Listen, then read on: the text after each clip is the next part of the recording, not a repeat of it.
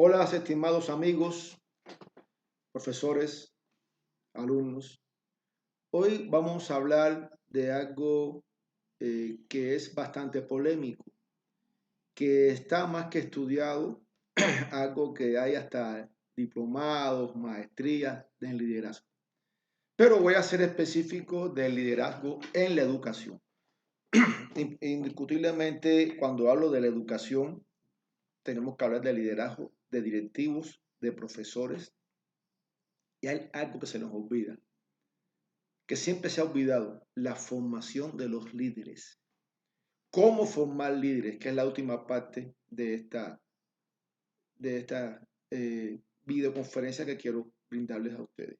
Algo que le tiene mucho miedo a muchas personas, la formación de líderes estudiantiles. Es interesante hablar de lo que es el concepto de liderazgo. Viene de la palabra to lead del inglés, ¿no? Significa guiar. Según el diccionario de la lengua española, se define como la dirección, jefatura o conducción de un partido político, un grupo social, etcétera, etcétera. Sin embargo, para Jerocón nos hablan de un arte o proceso de influir en las personas para que se esfuercen voluntaria e entusiastamente en el cumplimiento de metas grupales. Líder, guía, del inglés to lead, conducir, guiar. Persona que encabeza, dirige un grupo, un movimiento. Persona que ocupa el primer lugar en una clasificación o en una competencia. Ejemplo, el líder, que significa que en atletismo, natación es el que va adelante. Ahora, si hablamos de líderes, tenemos que hablar de esa persona que guía, que no es solo una palabra, que va más allá de la acción, que es el modelo, el ejemplo a seguir, el ejemplo para el grupo. Si hablamos entonces de lo que plantea el UNESCO del liderazgo, del líder, estamos hablando de una creatividad colectiva, de una visión de futuro, de una innovación para una transformación. Más adelante voy a hablar de esos líderes transformacionales. El fortalecimiento de una gestión o de la gestión. La promoción de un trabajo colaborativo, o sea, trabajar de manera colaborativa. Y la asesoría y la orientación. O sea, el líder debe de asesorar, debe de orientar, no imponer. Es interesante entonces la naturaleza del liderazgo, que se basa en la disposición de la gente a seguirla. Además, la gente tiende a seguir a quienes les ofrecen medios para satisfacer sus deseos, sus necesidades. Aquí es interesante esta parte, ¿no? Porque sí, el líder es popular. Y fíjense que por ahí hay muchos conceptos políticos del populismo. Pero es que el líder es el que encabeza algo y es el que satisface necesidades, no solamente por la propuesta que puede hacer, sino por el cumplimiento de esta propuesta. El liderazgo y la motivación están estrechamente interrelacionados. Si se entiende la motivación, se apreciará mejor qué desea la gente en razón a sus acciones. Quiere decir que el líder motiva, cumple con lo que promete. El líder es ejemplo y el líder entonces se gana esa popularidad. Y es bueno ser popular. Ahora, el líder crea, inspira, motiva, genera acciones, porque a la vez que el líder va a transformarse, genera cambio y va a tomar decisiones, decide entonces. Ahora, si hablamos entonces de lo que plantea autores como Chiavienatu, nos habla de que es la influencia interpersonal ejercida en una situación dirigida a través del proceso de comunicación humana. Quiere decir que para ser líder hay que tener una buena comunicación. Más adelante vamos a hablar de la comunicación asertiva en el líder. Y por supuesto que tiene que tener diversos objetivos específicos en esa comunicación. Para Ralph nos habla entonces de que es un resumen de teorías de investigaciones, lo del liderazgo.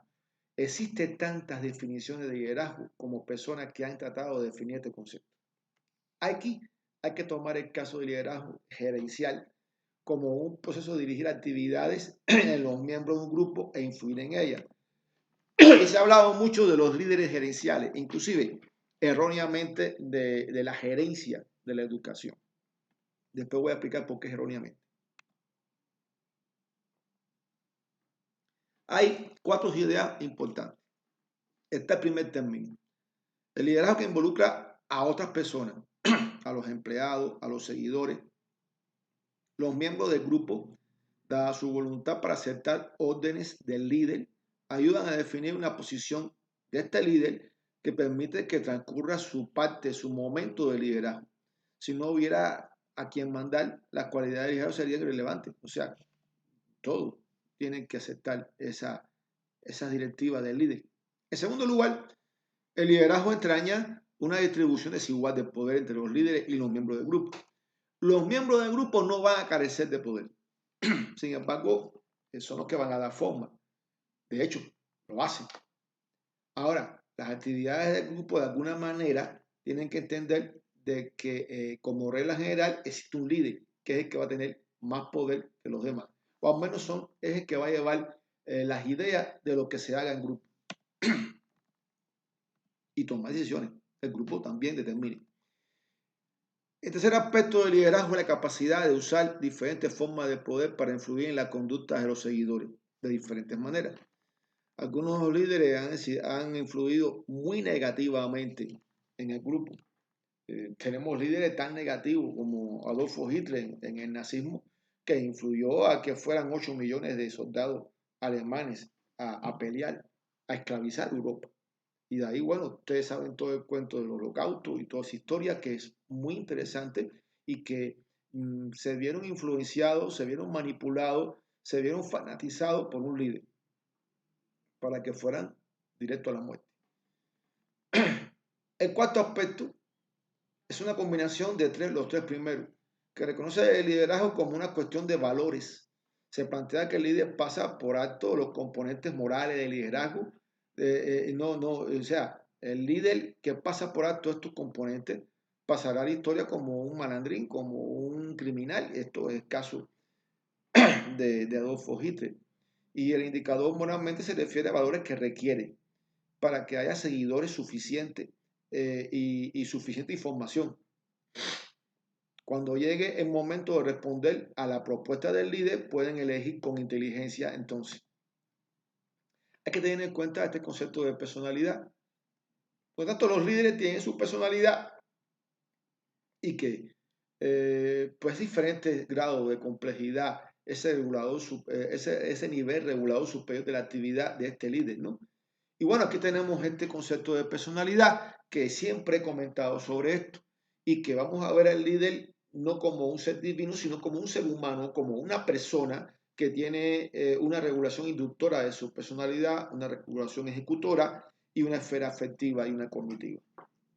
Entonces el líder va a tener emociones, va a tener convicciones, aspiraciones, sentimientos, pasiones, estados de ánimo y conocimiento y pensamiento y memoria y habilidades, porque tener una buena memoria para tener cifras, para tener hechos. Y esto va a lograr que tenga esas habilidades y estos hábitos de líder. A veces nos cuestionamos si el liderazgo y los elementos de la esfera inductora de la personalidad, vamos a hablar sobre esta parte. Por ejemplo, necesidades y motivos. ¿Reconoce realmente hoy las actuales generaciones sus necesidades y los motivos que tienen? ¿Priorizan las necesidades reales y encuentran los motivos para solucionar estas? Esto depende mucho de las influencias educativas, de la cultura, la sociedad, el momento histórico en que se vive. Cuando hablo de influencia educativa, hablo de la familia, de la escuela, la sociedad, la cultura, los medios de información, las redes sociales. Y bueno, todo esto tributa también al sistema socioeconómico y político que esté esta sociedad, estos jóvenes. Cuando hablo de convicciones y aspiraciones, son ejemplos que estoy poniendo, me cuestiono si verdaderamente los jóvenes de la actual sociedad poseen convicciones basadas en principios éticos y morales. ¿Puede aspirar un joven hoy sin recursos económicos a un desarrollo integral en la mayoría de los países? ¿Tendrá conocimiento necesario para reclamar sus derechos? Si no tiene un desarrollo integral, si no tienen una educación. Aquí también depende mucho de las influencias educativas, de la cultura, la sociedad y ese momento histórico. Y por supuesto tributa al sistema socioeconómico y político. El liderazgo y los elementos de la esfera inductora. Vamos a ver la autovaloración. ¿Tienen actuales generaciones realmente protagonismo en la vida social?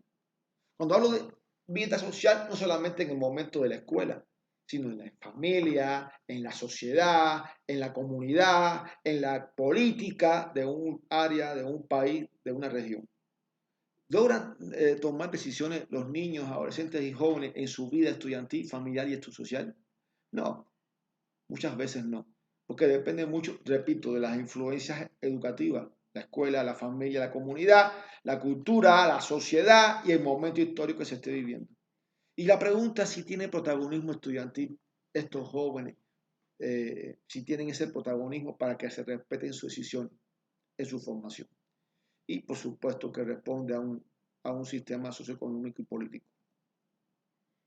Cuando hablamos de las emociones y los sentimientos, hay que ver la atención de la familia a sus hijos en esas emociones, en sus sentimientos, en los valores, en los antivalores, en esa sociedad de consumo y mercantilista en la que hoy estamos inmiscuidos muchísimo, la mayor parte de la humanidad.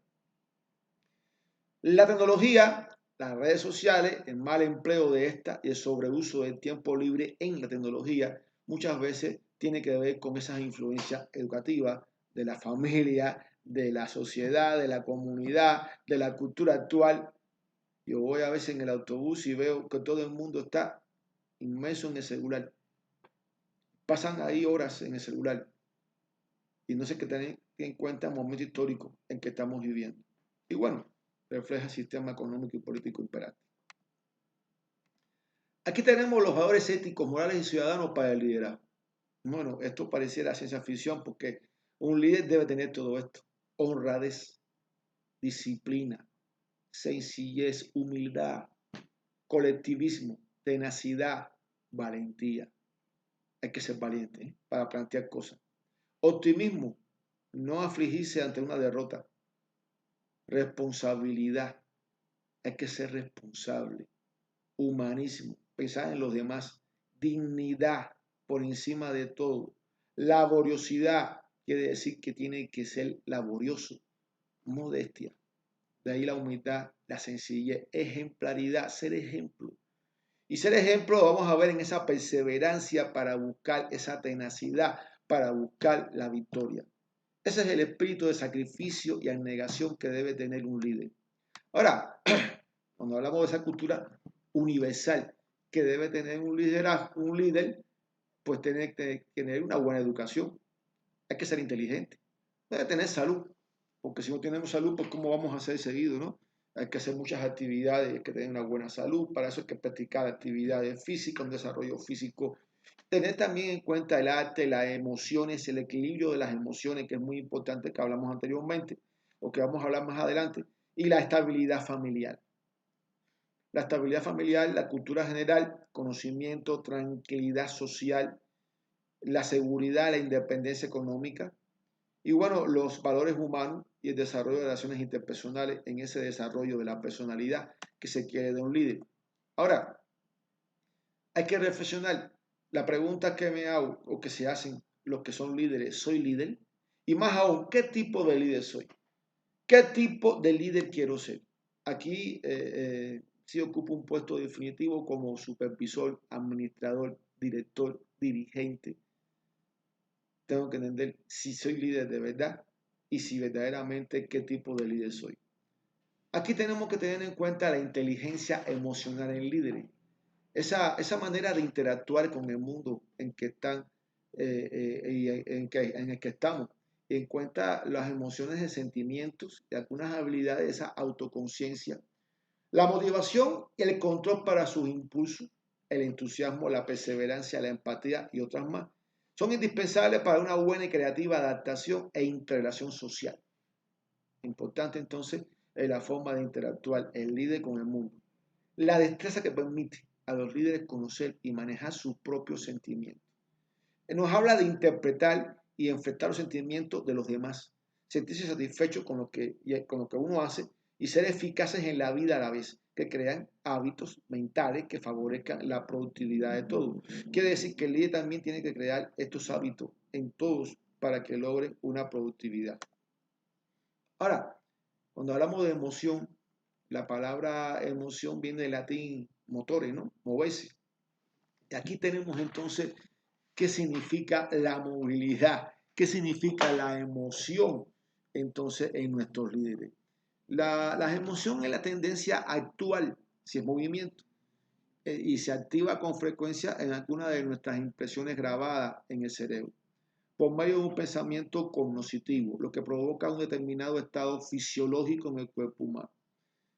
Entonces las emociones es su sentimiento y su pensamiento característicos que conllevan a condiciones biológicas y psicológicas, y aquí hay un empalme entre lo biológico y lo psicológico, y que por supuesto así como una serie de inclinaciones a esa actuación de ese empalme. Todas las emociones son sencillamente impulsos a la acción. O sea, usted en el control de las emociones como líder tiene que tener en cuenta esa acción que usted va a realizar. Cada una de ellas inclina al ser humano hacia un determinado tipo de conducta. En los animales, en los niños, hay continuidad, una total continuidad del sentimiento a la acción. Ellos no lo piensan mucho, van a la acción. En los adultos se da una separación, se da una igual separación. La acción no necesariamente sigue al sentimiento. Puede tener un sentimiento, puede tener una emoción y no hacerlo. Porque ya el adulto reflexiona, piensa, controla. Bueno, debe controlar. Los mecanismos de las emociones, incluso las biológicas, pueden ser conducidas hacia el bien o hacia el mal. El temperamento es modificable por la experiencia. O sea, usted logra por determinada experiencia controlar ese temperamento y modificarlo. Ser consciente de las propias emociones es el primer paso para no dejarse arrastrar por ellas. Hay personas que piensan biológicamente por esas emociones y no controlan psicológicamente y regulan esta personalidad. Hay tipos de emoción. Está la ira, el enojo, el mal genio, la irritabilidad, la violencia. La sangre fluye hacia las manos en los seres humanos, aumenta el ritmo cardíaco, el nivel de adrenalina, y esto va a garantizar que se cumpla el objetivo de inclusive hasta de golpear o de accionar enérgicamente en esa ira. Está el miedo. El miedo es la desconfianza, la ansiedad, el miedo, el nerviosismo, la inquietud, el terror, la preocupación, esa sospecha, el pavor, el pánico. La sangre va hacia los músculos esqueléticos, sobre todo a miembros inferiores, a las piernas, para huir, para poder facilitar la huida.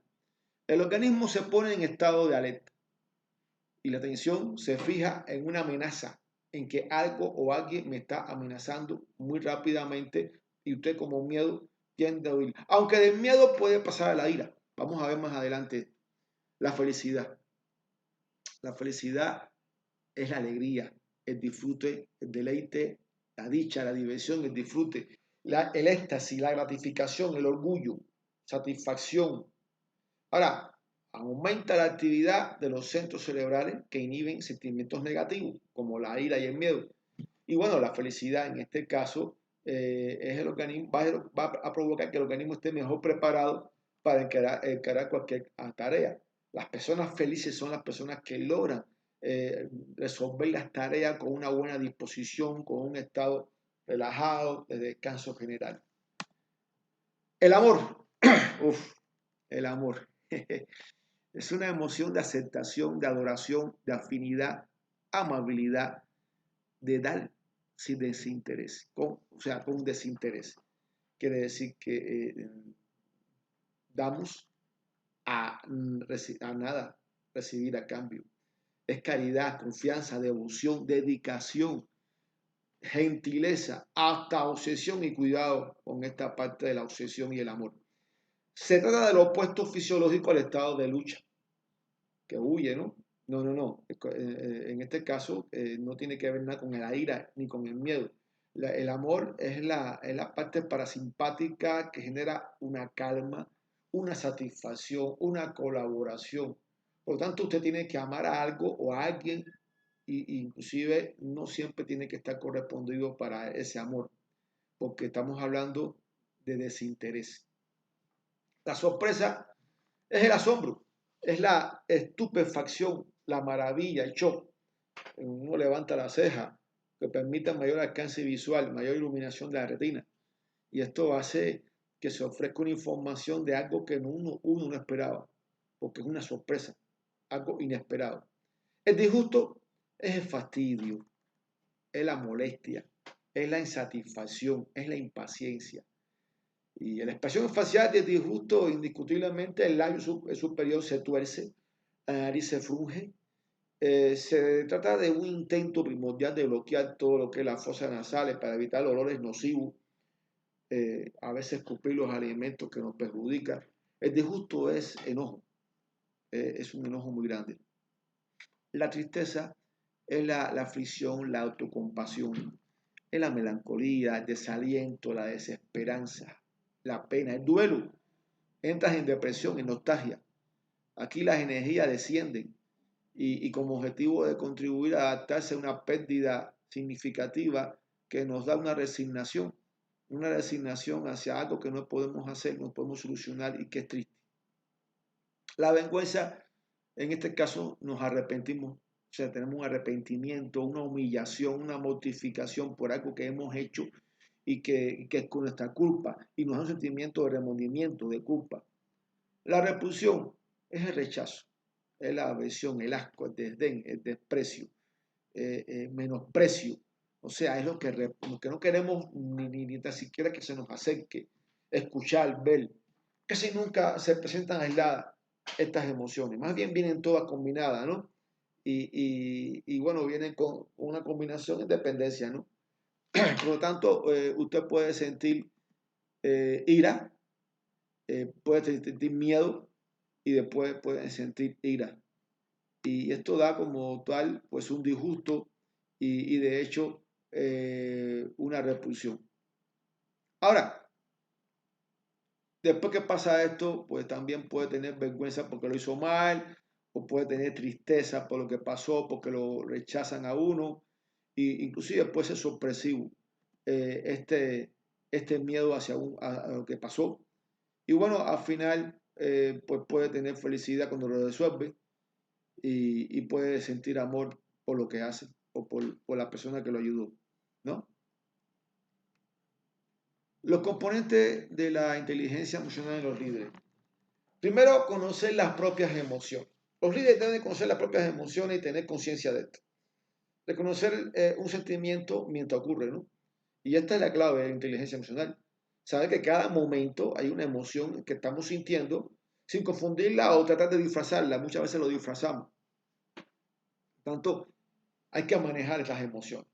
Hay que buscar la manera de controlar, canalizarla correctamente. Y eso se basa en todo lo anterior que hemos visto, ¿no? Del aspecto número uno. Los líderes deben saber serenarse, librarse de ansiedad, de melancolía, irritación. Y esto se les van a recuperar. Estos líderes que logran esto van a recuperarse de mayor rapidez y reveses en la vida. Hay una automotivación, una autorregulación en los líderes. Los dirigentes deben saber controlar esa impulsividad que pueden tener, sobre todo cuando son coléricos sanguíneos, ¿no? Y esperar obtener su recompensa, cumple sus objetivos, está conforme con lo que lograron. Tiene que haber empatía. O sea, la capacidad del líder a reconocer las emociones de los demás. La capacidad del líder para saber qué quieren los demás y bueno, establecer relaciones sociales, vínculos personales. Eso es empatía. Hay que manejar esas relaciones. Manejar relaciones, esto es importante porque saber actuar de acuerdo con las emociones de los demás. Eso es una determinada capacidad de liderazgo y de popularidad. Ahora, hay que tener el líder una comunicación asertiva. Es importante que el líder con argumentos sólidos tenga una comunicación muy buena, muy asertiva y que se va a basar en transmitir de forma clara, concisa, rápida, con contundencia lo que se quiere. Nada de titubeo ni moletillas. La comunicación asertiva se basa en ser claro, contundente, directo, haciendo entender al máximo nuestro mensaje de una manera clara, con lo cual aumenta las expectativas de que el mensaje sea entendido y aceptado por todos con argumentos que convenzan.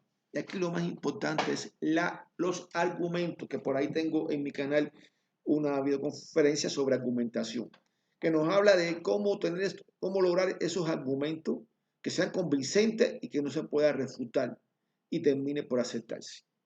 Quiere decir que quien gana un debate es el que tenga los mejores argumentos y que logre que los demás lo acepten. Ahora, hay características de un líder asertivo. Primero, va a aceptar la realidad que vive. Ve y ve esa realidad. Actúa sobre hechos concretos y objetivos y no sobre algo que dijo alguien, sino lo que está validado.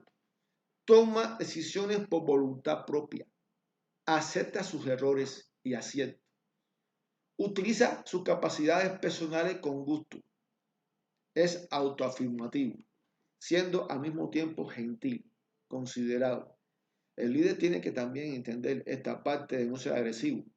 Está dispuesto a dirigir, así como dejar que otros lo dirijan, porque usted es líder de un grupo o de una institución, pero también por encima de uno hay un líder. Y hay que aceptar lo que dice el líder. Permite que otros maduren, porque dentro del grupo hace falta crear nuevas generaciones. Y por supuesto, otros van a madurar dentro del grupo y serán líderes. Vamos a ver más adelante en esa formación de líder. Pide lo que necesita, dice lo que piensa y expresa lo que siente con respeto. El líder no puede quedarse con nada adentro. Tiene que pensar bien claro y tiene que expresarlo. Ahora, ¿cuáles son los pasos a seguir en una comunicación asertiva en los líderes? Primero es comunicar en primera persona para ser líder. Yo pienso, yo creo, mi idea es, creo que es viable esto.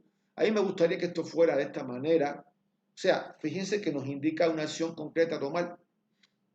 Sin embargo, no es obligatorio, sino que lo abre a una perspectiva amplia para que los demás puedan aceptarlo. No es una imposición. Siempre el líder argumenta. Quiere decir que no es porque sí, no es porque yo quiero, sino que tengo que tener argumentos claros, poderosos para transmitir ideas, para transmitir mensajes. Si no eres capaz de argumentar, no puedes ser asertivo, porque pasaría a ser un manipulador. El líder tiene que ser modesto, tiene que respetar, primero que todo. Te vas a encontrar en un camino con personas que simplemente no están de acuerdo con lo que uno dice. Y a pesar de que tú sepas que no tienen razón, tú tienes que respetar la idea y ser modesto. Ahora, ten claro los principios concretos, por supuesto. Pero tolerar a quien no te entienda. Algún día te entenderá. Cuando tenga nivel para comprender los argumentos, porque muchas veces le planteamos los argumentos y no los entiende. No lo comprende porque no tiene nivel para comprenderlo. Porque no tiene esa cultura general integral para comprender qué tú estás dando como mensaje. Entonces hay que tener en cuenta esto, que todos no tienen estas posibilidades. Y tienes que repetir y volver hasta que con argumentos sólidos, simples, sencillos, logren comprender. Nunca tomar personal lo que tú vayas a argumentar o lo que tú vayas a hacer como líder. Para ser asertivo no es necesariamente sentir mal a alguien, no, o quedar mal a otras personas. Hay que buscar la manera de una convicción moral, hacerlo por convicción y no hacerlo de manera personal. Muchas de las videoconferencias que yo tengo acá me han motivado situaciones con personas, pero que se pueden repetir en muchas. Y que bueno, no es que estén en contra mía, simplemente puede ser que estén equivocados. Y no se puede personalizar estos argumentos hacia una persona, sino que lo busco la manera de hacerlo amplio a todas las personas para que razonen. Y son argumentos racionales. Es importante entender entonces, el auténtico profesor líder tiene que ser ejemplo. Tiene que ser ejemplo. Debe conocer, tener conocimiento científico, un gran nivel cultural, demostrar capacidades de autoevaluarse, porque tenemos que hacer una autocrítica de lo que estamos haciendo.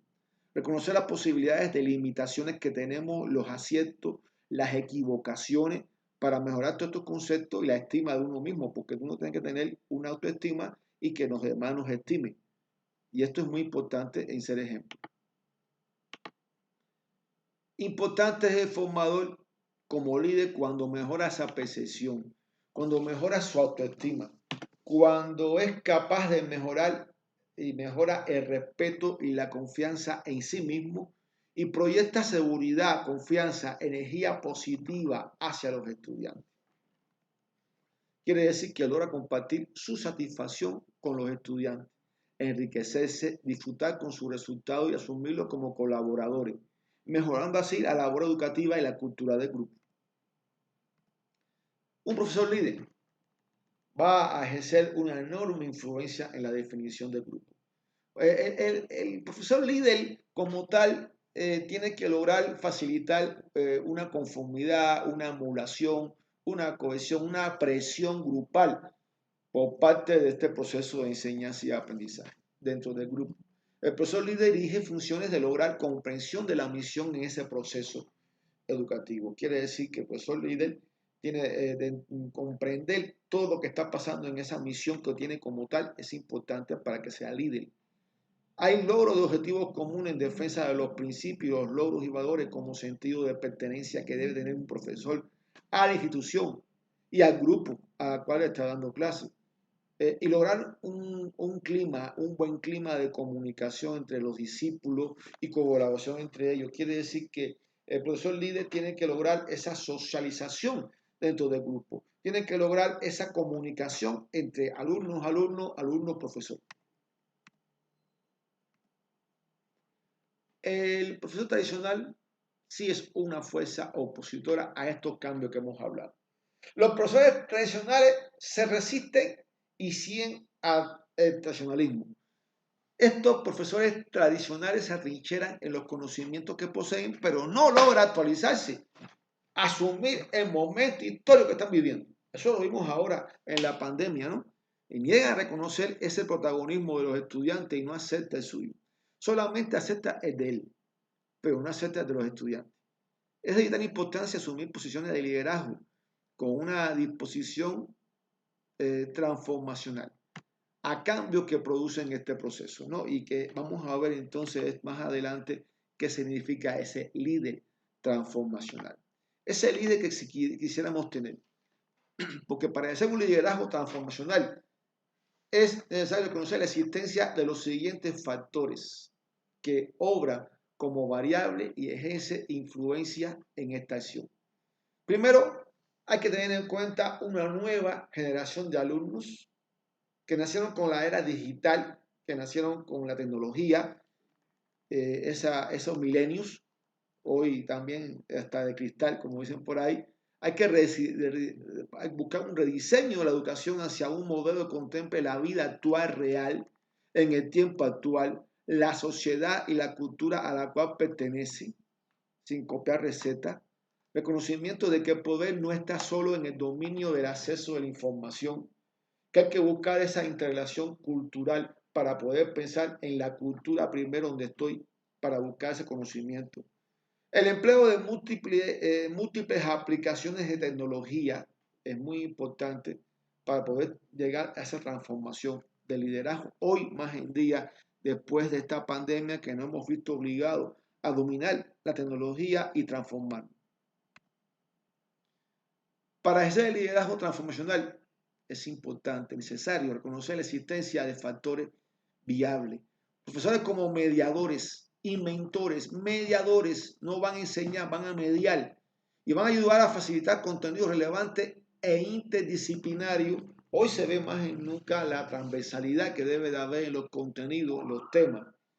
El empleo de la diversidad de materiales y recursos didácticos, libros de texto, USB, interactivos, plataformas digitales, etcétera, etcétera, para inclusive trabajar hasta con materiales de reciclables, ¿no? Reconocimiento de multiplicidad y de diversidad de las etnias, procedencia, individuos, edades, aún en un mismo salón de clase con igualdad de oportunidades. Aquí, el liderazgo transformacional hay que tener en cuenta factores también como movilidad real y virtual de los estudiantes y de los profesores, lo que se llama localismo, que eso se ve mucho ahora. En esta pandemia se vio muchísimo. Cambio de las etapas de modalidad y las edades de aprendizaje, reconociendo la riqueza cultural de la cual se nutrice para el desarrollo social a la altura de nuestros tiempos. Contenido práctico e interdisciplinario. Tenemos que ver los contenidos con la vida real y tener en cuenta los elementos de transversalidad interdisciplinario para relacionar estos contenidos con otros. Aquí tenemos la institución. Cuando hablamos de un liderazgo transformacional, tenemos que ver las claves para resolver problemas y tomar decisiones en la institución. Y que para eso los líderes tienen que tener una visión, una misión clara de esa institución, con meta y objetivo, áreas clave, áreas críticas para una planificación estratégica en la institución. Y de eso hay que tener en cuenta ese liderazgo transformacional desde la institución. Ahora, hay 5 conductas que evidencia ese liderazgo. Desafiar el proceso. Hay que ser desafiante en este proceso, sobre todo en este proceso de enseñanza y aprendizaje. Hay que ver una visión compartida, hay que inspirar a que la gente tenga el protagonismo, los estudiantes tengan protagonismo. Esa visión tiene que ser compartida entre los profesores, entre directivos y profesores e inclusive entre estudiantes y profesores. Capacitar a otros para actuar. Esto es muy importante. ¿Por qué? Porque al final usted está preparando una nueva generación y usted tiene que también capacitar para que sean líderes y que todos en algún momento puedan ser líderes y servir de modelo, porque usted tiene que ser ejemplo, animar voluntades, motivar a la gente, motivar este proceso. Todo esto son 5 conductas que evidencia ese liderazgo. Y bueno, esto lo plantea Coases en el 2002. Ahora, uno de los estudios más recientes de la relación que existe entre los componentes de la inteligencia emocional, que habíamos hablado antes, con las conductas exhibidas en la persona tenida como líder. Y se van a ver en los directores de las escuelas. Se han demostrado que los directores, como los maestros, perciben que las conductas que más se exhiben son animar voluntades, porque los directivos tienen que animar voluntades. Servir de modelo. Los directivos deben de dar clases, deben de impartir clases. Yo tengo directivos que imparten clases, tengo directivos inclusive que están en mis clases. Y no para estarme supervisando, sino porque les gusta mi clase.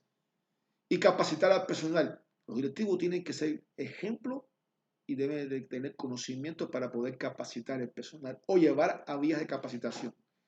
La conducta que menos se percibe como demostrada y que desgraciadamente no se ve es desafiar los procesos e inspirar visión. Tenemos que buscar en los directivos que desafíen estos procesos y que inspiren una visión diferente.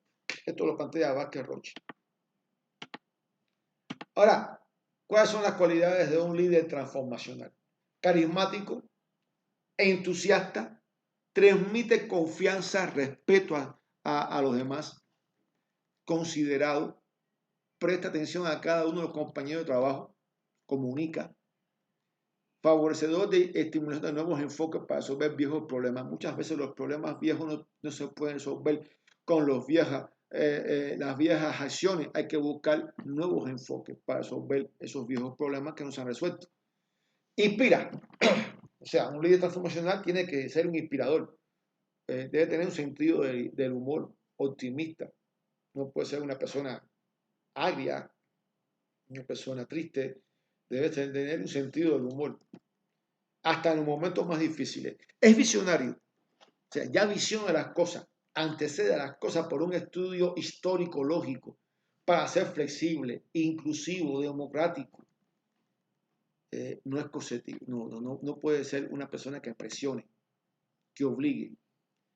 Cualidades del líder transformacional: emplea cultura de participación en un liderazgo compartido. Quiere decir que escucha a los demás, comparte lo demás para poder, y comparte el liderazgo. Trabaja en equipo. Es importante el trabajo en equipo. O sea, hay que trabajar en equipo, no se puede trabajar nada más solo. Dedica tiempo, recursos para la formación continua. Quiere decir que el líder transformacional tiene que seguir formándose y también formando. Cada uno de los miembros de la institución representa a la misma, ese sentido de pertenencia que tiene que fomentar el líder. Se plantean 4 acuerdos. Ser impecable con tus palabras. Esto es muy importante. No tomar nada personalmente. No hacer suposiciones, sino esperar las evidencias y sobre todo las pruebas, las validaciones. Haz siempre lo máximo que se pueda hacer. Eso es muy importante. Es una manera de vivir en cuanto a un líder. Ahora, liderar hoy el proceso docente educativo o de enseñanza y aprendizaje a la luz de los nuevos paradigmas pedagógicos actuales. Requiere de maestros y de profesores que suman una posición de liderazgo con respecto a sus estudiantes. Quiere decir que hay una forma diferente en las características de un profesor líder. Primero, reconocer la necesidad del cambio. O sea, el profesor líder tiene que entender de que siempre está cambiando porque la educación es dialéctica, va cambiando según el momento histórico en que se viva. Lo que hoy estamos hablando aquí hoy, mañana es viejo y mañana va a ser algo nuevo. Debe de innovar, debe de buscar ese desarrollo, esa innovación, esa creatividad. Se concentran en los estudiantes para poder inspirar confianza, motivar, promover esa participación de los estudiantes. Mira al horizonte y fija su atención en los objetivos de formación de largo plazo. Acepta y enfrenta con optimismo los desafíos del futuro. Quiere decir que hay que tener optimismo en lo que pase. Es disciplinado al tiempo que es independiente, analizando el qué y el por qué. ¿Qué está pasando? ¿Y por qué está pasando? Y hay que ser disciplinado en ese tiempo. Es audaz. O sea, está promoviendo el saber y enseña a aprender. O sea, no es que yo instruyo, sino que enseño a que la gente aprenda. Enseña a tomar decisiones y tomar decisiones compartidas. Quiere decir que tomo decisiones, usted tiene que tomar decisiones individuales, pero también tiene que compartir las decisiones. Escucha y hace hablar. Muchas veces tenemos que los alumnos no quieren hablar y que tenemos que buscar la manera de que los alumnos tengan función protagónica, que hable, que debata, que diga. Estimula, orienta, tranquiliza, evalúa junto con el grupo de manera colaborativa, trabaja con el grupo, hace que las cosas se deben de hacer, o sea, que fluyan los problemas, que fluyan las cosas. Es un modelo a seguir por sus discípulos. O sea, es el líder, es el superhéroe de esos alumnos.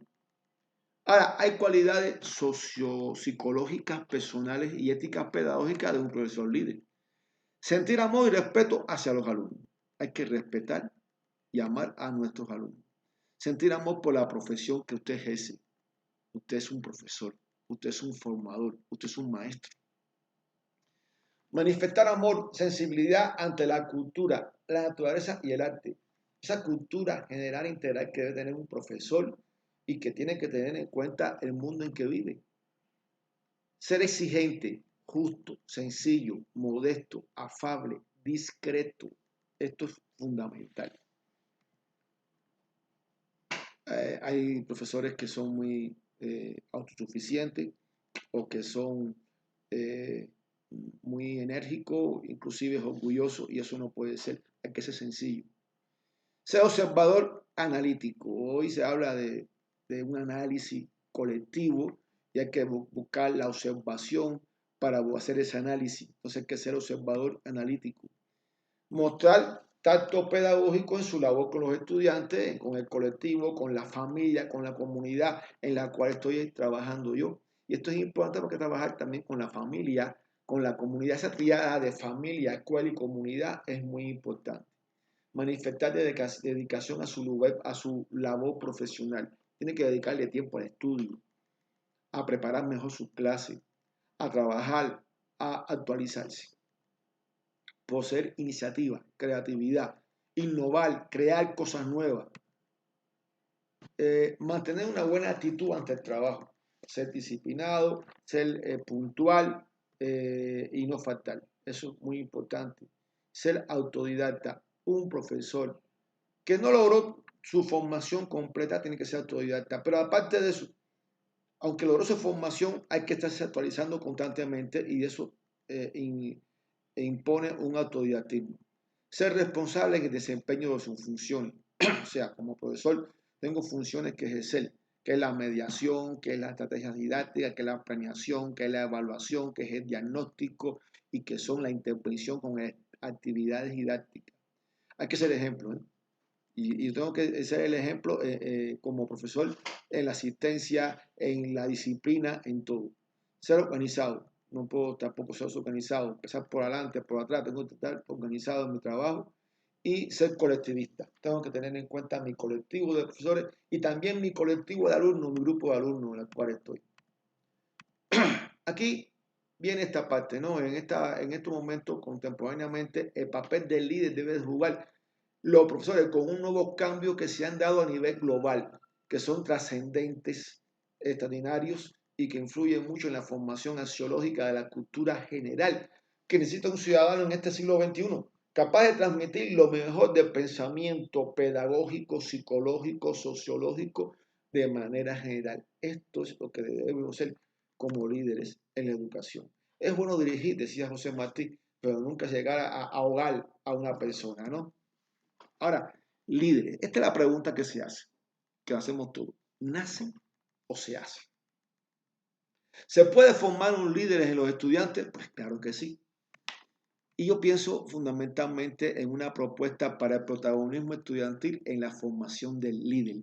¿Querían saber cómo se forma un líder? Se forma desde inicial, desde preescolar, se forma desde primaria fundamentalmente. Se logra un trabajo colectivo, ejecución de proyectos educativos, con una marcada participación de los estudiantes y con una organización significativa en las actividades curriculares y extracurriculares, en aumento de su espacio de actuación en esta última, fuera de la escuela, en la sociedad. Este es un problema hoy, ¿no? Estamos hablando de dar impulso a una visión extracurricular de la institución educativa que tenga como centro lo social, lo cultural, una comunicación social que analice a su vez el impacto de esta en la defensa de la identidad local, en su posterior réplica a las demás disciplinas o componentes radio de acción que se va a actuar. Y es importante ejecutar talleres, conferencias, debates, cursos, que permita a profesores y estudiantes adquirir los elementos necesarios de esa identidad, de esa nación, cultura, diversidad cultural, tradición, problemas sociales que se aquejan en este momento histórico en que estamos viviendo.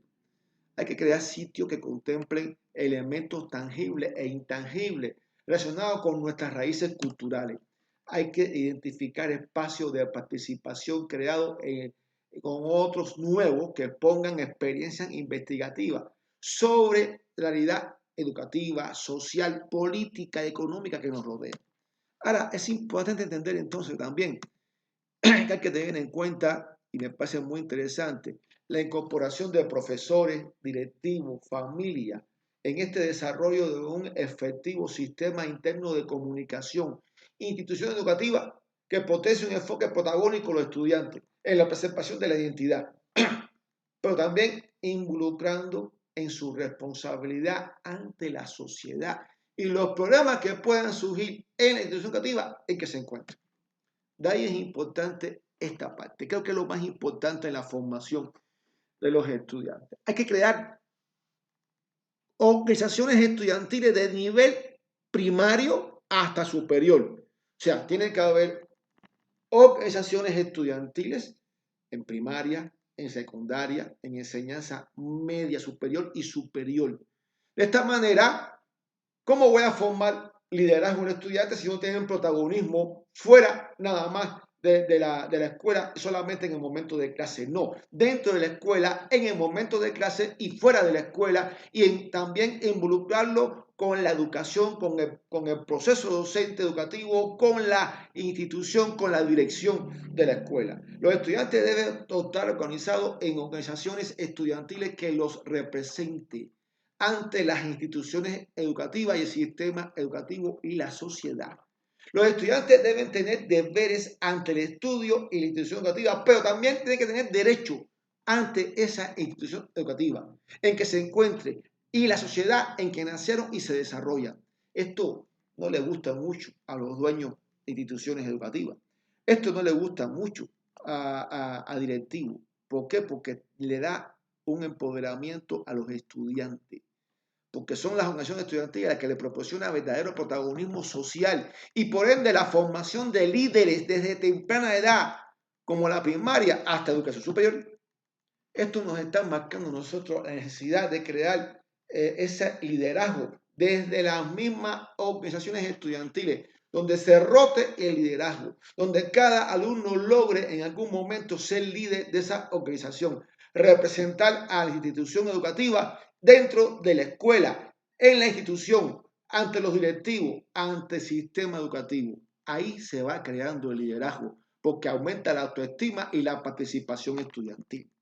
Por lo tanto, el liderazgo se crea desde primaria, mediante el protagonismo estudiantil, tanto en lo académico como también en lo social. De ahí que el protagonismo estudiantil para la formación del líder es la actitud que se desarrolla en el alumno como resultado de ese proceso educativo en el que participa con satisfacción y de forma consciente en actividades escolares y extraescolares, y se expresa en su modo de actuación pedagógica caracterizado por el dominio de los contenidos, independencia cognitiva, pero también la defensa de sus derechos como parte de la sociedad. Y esto implica en la toma de decisiones y responsabilidad, en la dirección de la educación de los estudiantes y en la determinación social como clase social de avanzada, porque son los estudiantes la clase más avanzada que existe. Esto es lo que quería yo con ustedes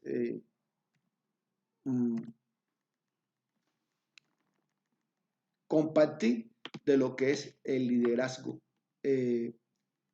y cómo ser y cómo formar líderes.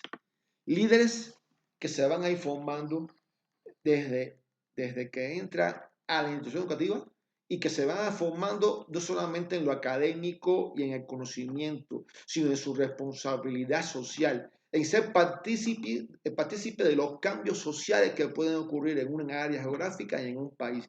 En la institución, representado con una organización dentro de su misma institución. Para eso es importante crear organizaciones estudiantiles, para empezar entonces a formar el liderazgo.